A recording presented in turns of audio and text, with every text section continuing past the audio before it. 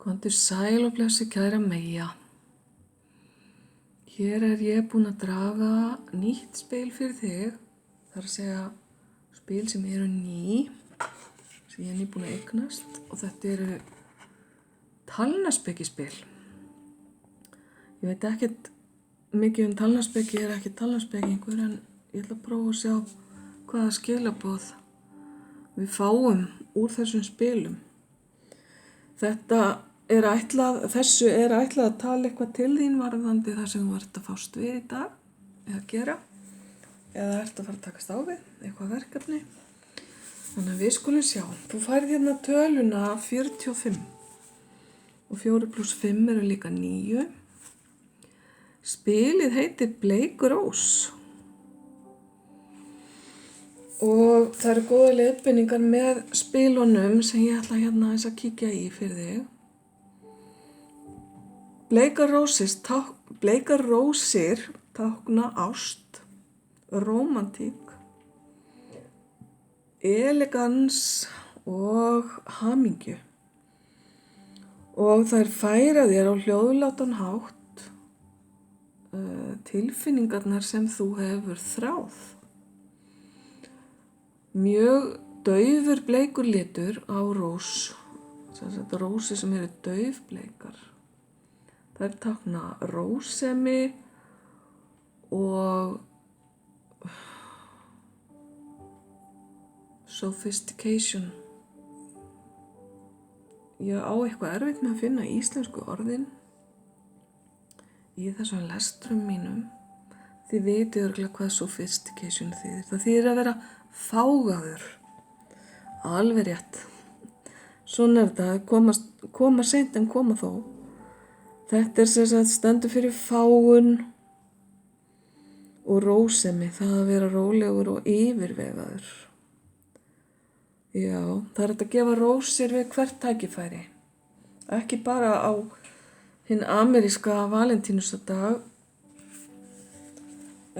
Þá getur ein rós tákna meir en 1000 orð.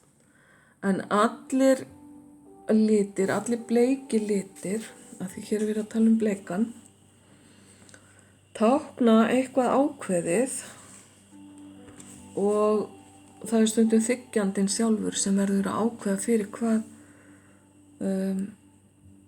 þessi bleiki litur táknar. Þessar fallegu rósir færa þiggjandanum gleði og sú gleði smitar út frá sér og hefur áhrif í kringum þiggjandan líka.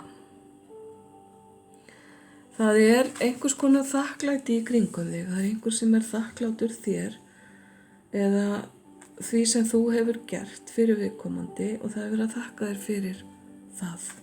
Það eru skilaboðin til þín hérna, kæra Meyja. Skilaboðin eru einnig þau að þú átt að aga sjálfa þig. Það kominn tími til að fókusera á hvernig þú eyðir peningunum þínum. Ekki eyða peningum að óþörfu. Það er verið að fá þig til að skilja að með því að fylgja þessum leiðbeiningum sem nú koma, og þannig muni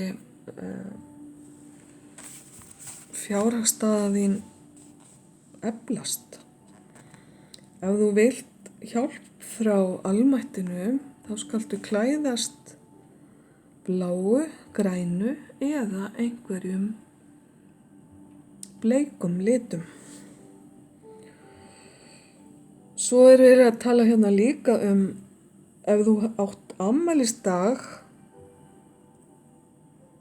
ef þú ert fædd 11. eða afmælisdagurinn þinn fellur á nóvember þá væntanlega, 11. mánuðinn, þá fylgir því hæfileikinn til að sjá og vita marga hluti sem aðrir taka ekki eftir. Þetta er svona aukaskilaboð hérna með töluna 11.